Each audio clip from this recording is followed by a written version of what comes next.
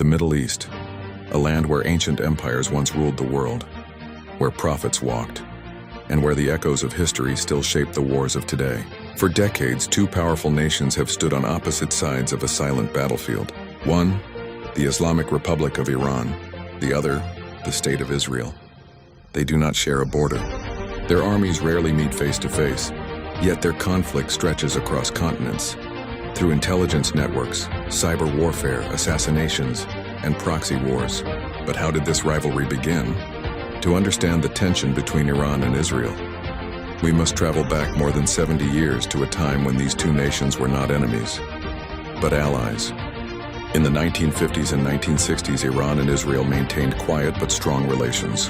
At that time, Iran was ruled by Mohammad Reza Shah Pahlavi, a Western allied monarch who saw Israel not as an enemy, but as a strategic partner.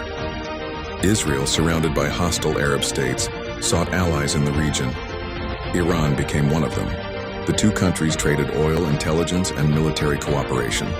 Iran supplied Israel with vital oil supplies, while Israeli experts helped Iran modernize agriculture, infrastructure, and security systems.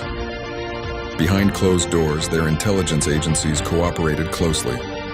Israel's Mossad and Iran's Savak shared information about common enemies. To the outside world, this relationship was mostly hidden. But in reality, Israel and Iran were part of the same geopolitical camp, aligned with the West against Soviet influence. For a time, it seemed their partnership would last for decades, but history had other plans. In 1979, everything collapsed. Iran exploded in revolution. Millions of protesters flooded the streets demanding the end of the Shah's rule. Leading the uprising was a powerful religious figure living in exile, Ayatollah Ruhollah Khomeini. The revolution succeeded, the Shah fled Iran, and the country transformed overnight from a pro-Western monarchy into an Islamic republic. The new revolutionary government saw the world differently. To them, Israel was not a partner. It was an illegitimate state occupying Muslim land. Soon after taking power, the new Iranian leadership made its position clear. Iran cut all diplomatic relations with Israel. The Israeli embassy in Tehran was closed, and in a symbolic move, the building was handed to the Palestinian Liberation Organization. From that moment forward, Israel became one of Iran's greatest enemies, and the rivalry began. Unlike traditional wars, the Iran-Israel conflict rarely unfolds through direct battles. Instead, it became a shadow war, a war fought in secret. Through allies, proxies, and intelligence operations, Iran began supporting groups that opposed Israel. Among the most important was Hezbollah, a powerful militia and political organization in Lebanon. Founded in the early 1980s with Iranian support, Hezbollah became one of Israel's most dangerous enemies. Iran also provided support to Palestinian militant groups, including Hamas and Islamic Jihad. Through these alliances, Iran gained influence close to Israel's borders. Israel viewed this strategy as an existential threat. In response, Israel launched covert operations aimed at weakening Iran's military ambitions. In the early 2000s, tensions escalated dramatically.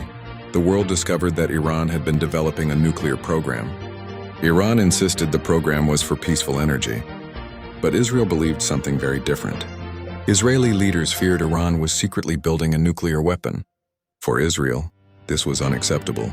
Iranian leaders had repeatedly called for the end of the Israeli state. If Iran obtained nuclear weapons, Israeli officials warned, it could threaten the survival of their nation. From that moment, stopping Iran's nuclear program became one of Israel's highest priorities. What followed was a covert campaign unlike anything seen before.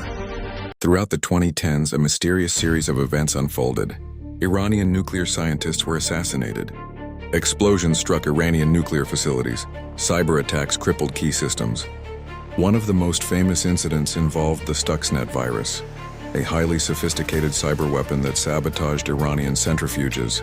Though never officially confirmed, many experts believe Israel, possibly with US support, was behind the operation. Meanwhile, Israel launched hundreds of airstrikes against Iranian positions in Syria, where Iran had deployed forces during the Syrian civil war. Each strike sent a message. Israel would not allow Iran to surround it with military bases and missiles. Iran, however, refused to back down. Instead, it strengthened its network of allies across the region. Today, the Iran-Israel rivalry stretches across the Middle East. Iran supports armed groups in Lebanon, Syria, Iraq, Gaza, and Yemen. Israel sees these groups as part of a strategy to encircle the country with hostile forces. Israeli intelligence continues to track Iranian weapons shipments and military movements across the region. Airstrikes, cyber attacks, sabotage operations, and intelligence missions continue behind the scenes. Most of the time, these actions remain hidden from the public, but occasionally, the shadow war becomes visible. Missiles are launched, drones cross borders, and the world is reminded how fragile the region truly is. Unlike traditional wars, the Iran-Israel conflict has no clear front line. It is fought in many places at once, in the skies over Syria, in underground cyber networks, inside secret intelligence operations, and through regional allies. Both sides avoid full-scale war, because such a war could ignite the entire Middle East. Yet the hostility remains constant. Every year, tensions rise. Every year, the risk of escalation grows, and the question remains unanswered. Will this shadow war remain hidden, or will it one day erupt into open conflict? For now, the war between Iran and Israel remains largely invisible, a silent struggle between two powerful rivals. But history has shown us one thing. In the Middle East, silent wars rarely stay silent forever. And when the storm finally arrives, the entire world may feel its impact.